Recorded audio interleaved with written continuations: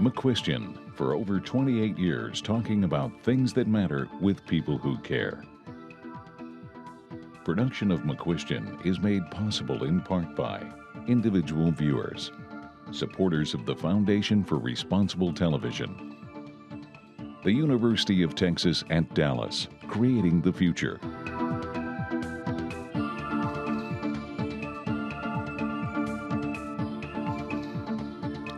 Well, welcome to the program. I'm Dennis McCuistion. I'm here with my favorite co-host, Jim Falk. Jim, how are you? I'm very well, and I'm glad we're going to be talking about this because it's very confusing at times. It's confusing. The Electoral College is confusing. It is contemporary, and yet it's old all at the same time. So, well, even I wasn't here when the Constitutional Convention was held in 1787.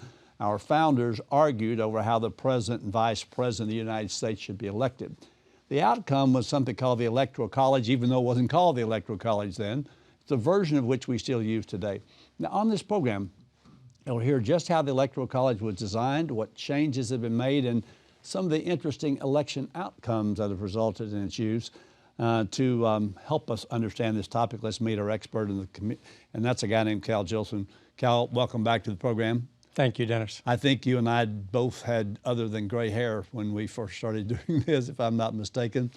And Cal, you've taught out at SMU for over 25 years in political science. You've been involved in the Tower Center, and you've written 7 books, including one called American Government, which is sort of a nice thing. That's what we're going to be talking about. So obviously there's a contemporary issue with electoral colleges, but we want to go back on this program and sort of look at how it came about, even though it wasn't called that at the time. But how did we get to this situation where we elected people that way, this way, and whatever way? Yeah, the Constitutional Convention of 1787 had the Founding Fathers, who we think did a marvelous job in creating the American political system. But they were less clear on what they needed to do in regard to the executive, because the only national executives that they were familiar with the kings and the emperors of Europe and just tyrants around the world. So there was no Democratic or Republican chief magistrate, as they called it at the time. And so they had a lot of trouble figuring out how they were going to select the chief magistrate and what their powers would be. And during the convention, which lasted about 3.5 months. For the first 3 months, they were not sure how it was going to be decided. So there were 2 principal approaches that they had in mind. One of them was popular election of the chief magistrate, but they quickly came to believe that the people weren't really knowledgeable enough or stable enough to pick the president. And the other option was legislative selection, to have the legislature select the president, but that was so obviously a violation of separation of powers, an idea that they were committed to, that they couldn't really resolve it. And at the very end of the convention, they rejected both of the programs they'd been talking about and developed an electoral college scheme.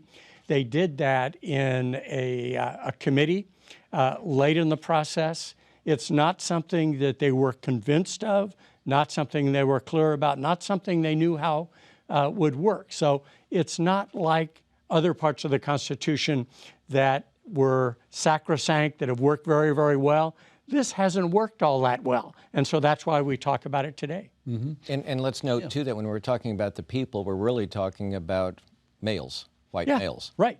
White male property owners, as a matter of fact. Mm-hmm. But even that, in 1787, the founders were convinced that while the people had a certain nobility in mass, they, as individuals, weren't educated enough or sophisticated enough or even informed enough to know a great man in some other part of the country. So they didn't see how the people actually could select a president. Well, they didn't have cable news. How the heck could they possibly have known? Didn't have cable news. I'm amazed that they didn't. As a matter of fact, I think that argument's still made today by both parties, isn't it? Is that you obviously didn't know what you were doing because you voted for this party or that party. Well, we have had some presidents that people have thought about and wondered how they got into the job.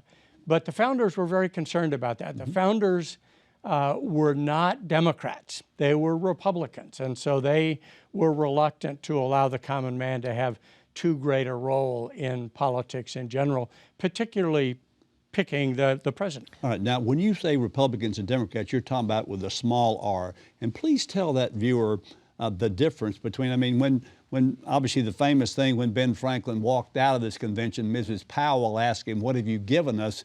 And he said, "A republic if you can keep it." What did he mean by that? Yeah, from Plato and Aristotle in ancient Greece all the way up to the Founding Fathers, democracy was understood to be direct democracy. It was understood to be the Athenian Forum, where all the citizens would come together in person, discuss political issues, and resolve them among themselves. And so the founders knew that all the citizens of the country couldn't come together, so they didn't see how a democracy was actually possible. A republic was a non-hereditary government.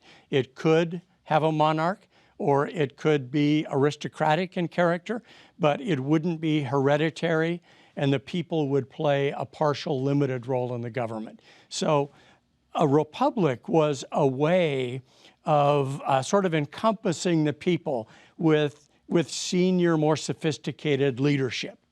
So how are the number of electors selected or determined?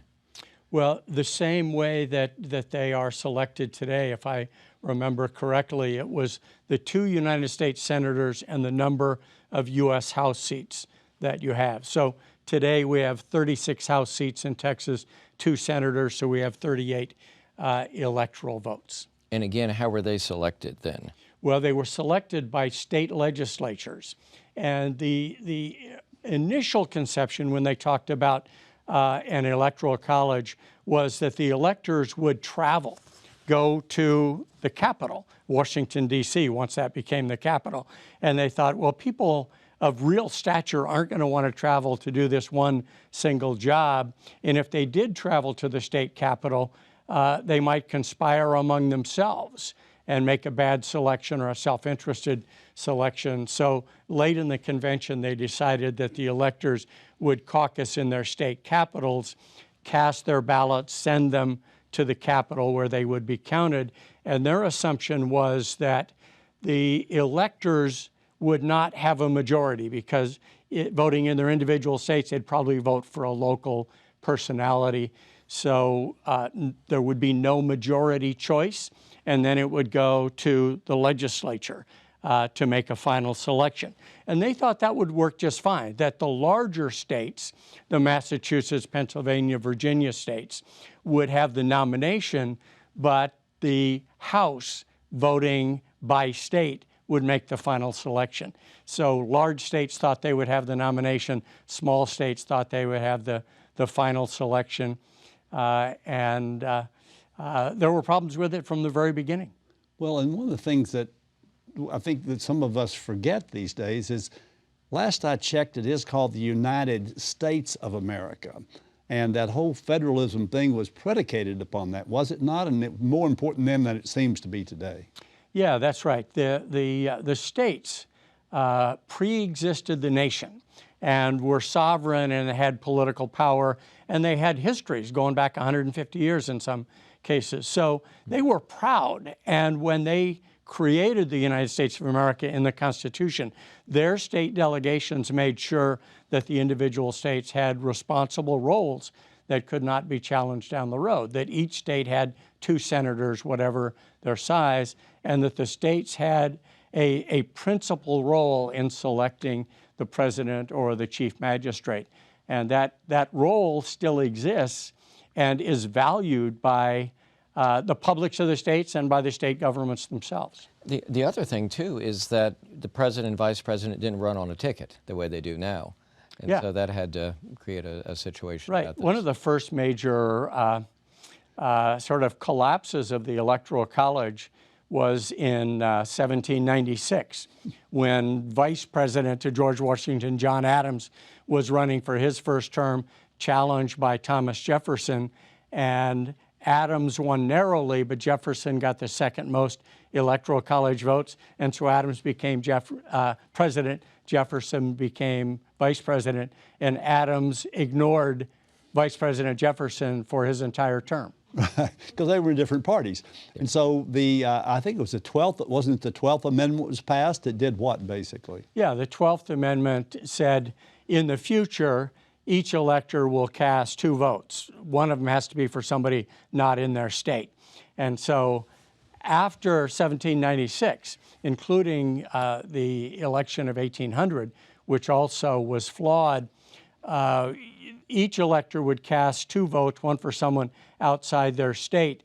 But in 1800, Thomas Jefferson and his vice president, Pinckney, I think it was, got the same number of electoral votes, or Thomas Jefferson, our experts here are going to have to help me out. Aaron Burr, maybe. Aaron Burr Right. got the same number of votes. Who was Thomas Jefferson's vice presidential nominee? Aaron Burr of New York. And they got the same number of votes, so it wasn't clear who was supposed to be president, and Burr would not step back. He wanted to get ahead of Jefferson and become president. And Alexander Hamilton, who hated them both but hated Burr more, told his party to vote for Jefferson. So then they had to make a district. I haven't seen the musical Hamilton, but last I checked, there is a epilogue to that story about Burr and Hamilton, is there not? There is. They didn't get over each other until one of them was dead on the ground. It's interesting. So would it be fair to say to that viewer that this particular method of election has been, first of all, altered, secondly, has been controversial from the beginning, and third, has been, let's just say, subject to changes based upon circumstances over the period of time? Yeah, I think that's right. It's important to recognize that the Founding Fathers were creating something out of whole cloth. And so that they didn't get it exactly right, that it didn't work the way they thought it would work, is eminently understandable. Their main concern was that the people couldn't select the president and the legislature shouldn't select the president as a violation of separation of powers. And so they wanted to find the leading members of each state to make that very consequential choice. And they tried to develop a program that would do that, and it has had to be revised over the course of American history. So as it was revised in our early history, what were some of the major changes that they recognized and were able to implement modifications? Well, the principal change was the 12th Amendment to change the way the votes were cast for president and vice president, so people would run as a ticket, and then to coordinate at a later point that you were just electing the president, the vice president was connected to the president, was his choice. We had a concern, or they had a concern, I should say, I'm really not that old. We'll discuss that later. Oh, yeah. There was a concern that the Electoral College would come up with one particular person as president, and the popular vote would vote for somebody else. Talk to us about that and whether that is, in fact, still a concern today. Yeah, it's very much a concern today. After the election of 1800, there were 4 occasions: the election of 1824, 1876, 1888, and then the 2 that we're very familiar with, 2000 and 2016, actually 5 rather than 4.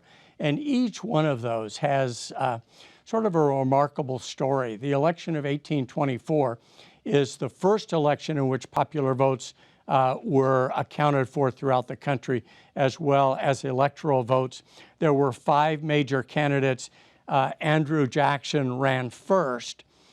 John Quincy Adams ran second, and the Speaker of the House ran third. And the Speaker of the House and John Quincy Adams, the son of John Adams, conspired together to take it from Andrew Jackson, make John Quincy Adams president, and to make the Speaker Secretary of State. So it aced Andrew Jackson out of the presidency. He came back and won it in 1824, but it did concern people that it allowed for conspiracy. It allowed for the legislature to select the president, and sometimes the person that got the most popular votes would not win in the Electoral College, and that has always confused people. It's always troubled people that the popular vote and the Electoral College vote can differ. Is there something going on now with our demographics that make it so that we are more prone for that to happen? Well, I hope not. in 1876 and 1888, we did have two occasions pretty close together where the Electoral College vote and popular vote didn't match up. We've had it again in 2000 and 2016, so people do worry about it. But really, after 2000, there was a lot of talk about should we do something? Should we amend the Constitution? Less so after 2016. And I don't think that we're going to be able to amend the Constitution. There are other proposals that we'll hear about next week about how we might change the Electoral College, but it'd be very difficult to amend it. Okay. We have another expert over here on the front row, Matt Wilson, also political science guy at SMU. Matt, talk to us.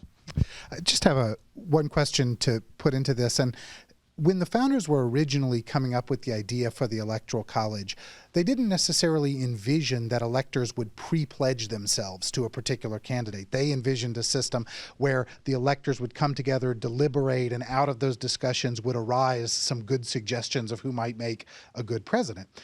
How did that process happen by which electors started to pre-pledge themselves, and how does that change the kind of logic and dynamics of the whole system? It's a great question. Yeah, that's right. The original vision was that the electors would come together, each group in their state capital, and that they would be the leading men of the state, well-respected, well-known, people prepared to place confidence in them, and they would counsel among themselves and come up with ideas and then conclude within their state how the votes for that state should go. They were not pre-pledged. There was no popular vote that determined who they should vote for. So it was very much great men consulting among themselves.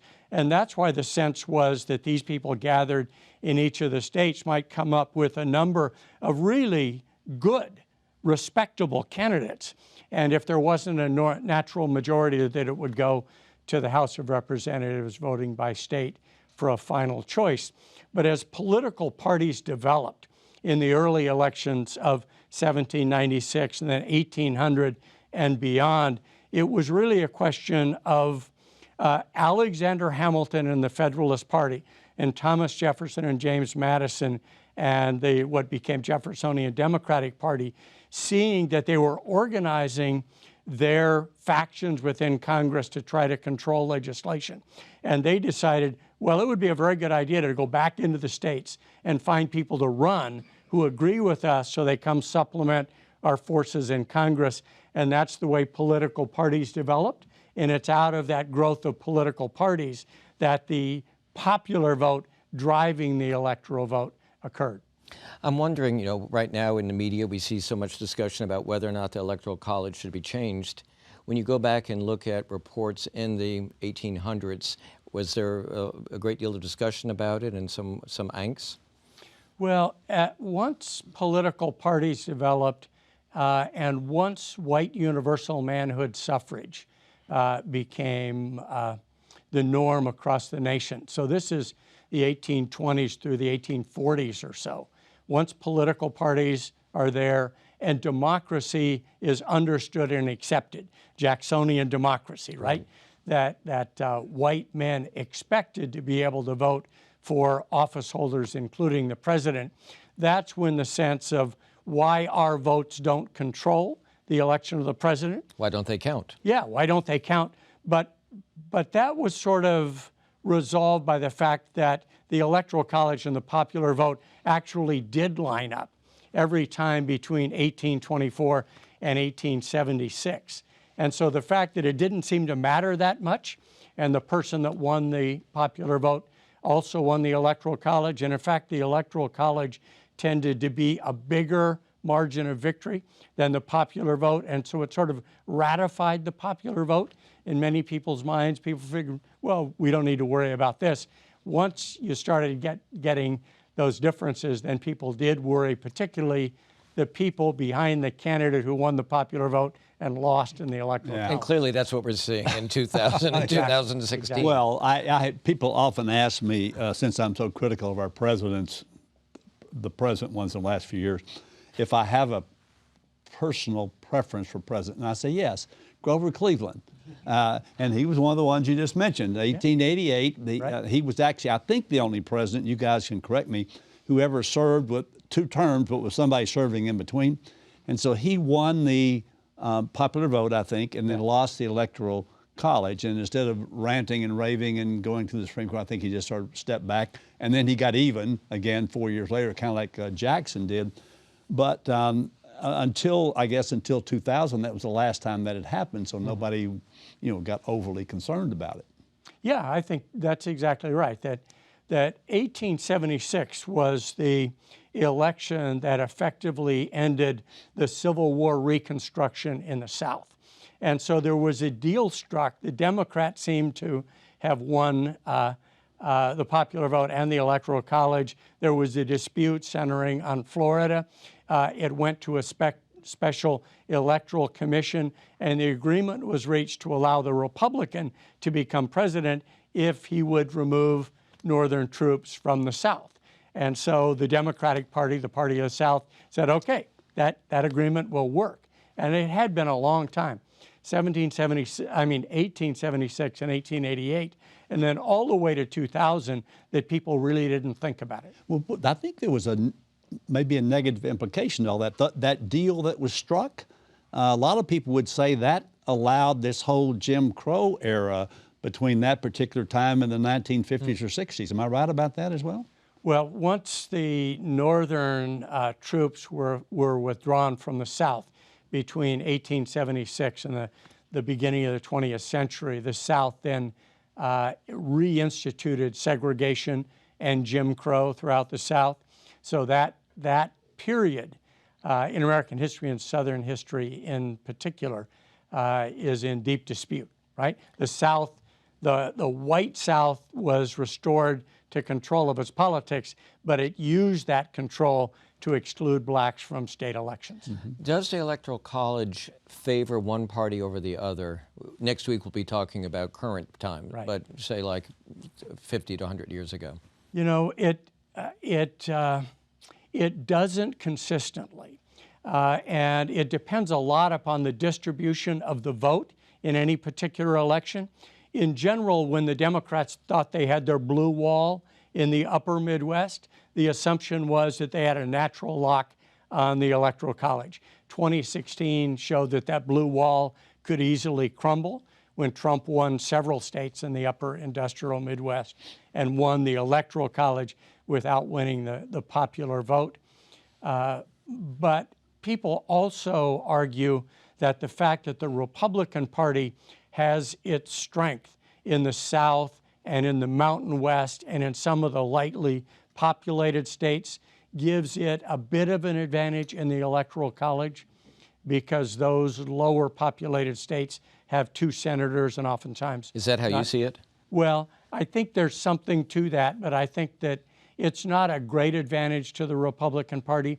I think the fact that our political parties' bases are changing right now, and that suburban voters are moving toward the Democratic Party, small town and rural voters increasingly toward the Republican Party, show that the base of our 2 parties can evolve and change, and advantage or disadvantage in the Electoral College can change as well. Well, how does the Electoral College affect how people campaign? Yeah, the Electoral College means that you are very unlikely to campaign in states that you know your party is going to win. So Republicans don't normally campaign in Texas. Democrats don't normally campaign for the presidency in California, because they're going to win those states and get all of their electoral votes. That means that you campaign most heavily in states that either party has won in recent elections, really both parties have won in recent elections, and that are fairly close. So a little more campaigning, a little more money spent in that state might carry it for you. So the closely contested states are the ones that most money is Nor do they spending. campaign where there are very few electoral votes. That's exactly right. But if you were to change the Electoral College to go in the direction of a popular vote, then people worry that candidates would campaign only in the big states, only in the big cities, and would ignore rural and small town America. That's, yes. Well, let's just say that the distortion that we've had through the Electoral College, however it's been done and continued, impacts campaigning, and any changes would also impact campaigning. We know how it's been done lately. We don't know what might be done under a new system. That's something that would be, let's say, to be determined. Would Yeah, that be? I think that's right. And for viewers who are interested, if you just Google Electoral College alternatives, there will actually be maps, interactive maps that will come up and allow you to test several alternatives to the current design of the Electoral College and see how votes would have been redistributed differently under different sets of rules. So people have actually thought about this, built models of it, and any viewer can go on and just see how these alternatives would work. But all these alternatives would require a constitutional amendment, right? Some of them would, some of them wouldn't. And we'll be talking about that next week. Exactly. Yeah. Well, listen, Cal, we appreciate your coming here with your historical perspective and your gray hair and telling us how things were when you were at the Constitutional Convention. So, And how things should be. Gray hair allows you to do that. And definitely how things should be for the future, because I think that person watching, if they're at all involved in politics, and today seems like everybody is, then they should know that whatever is done or not done, it's going to impact their particular vote and their particular party's position, regardless of what's done. Yeah, I think that's right. And the most important thing that you can communicate to citizens is that voting's critical. However they add them up, whatever system it's under, voting is critical. That's your opportunity to be involved. Absolutely. And we're out of time, and that's critical. So if you're at all like us, you learned something about this subject, and I'll bet you now want to know whether the Electoral College should be altered or done away with altogether. Well, guess what? Next week, as we've been saying, you'll get a program on that exact topic. Should you miss it, go to McCuistionTV.com, and don't forget to invite us in to keep talking about things that matter with people who care, and even some who vote.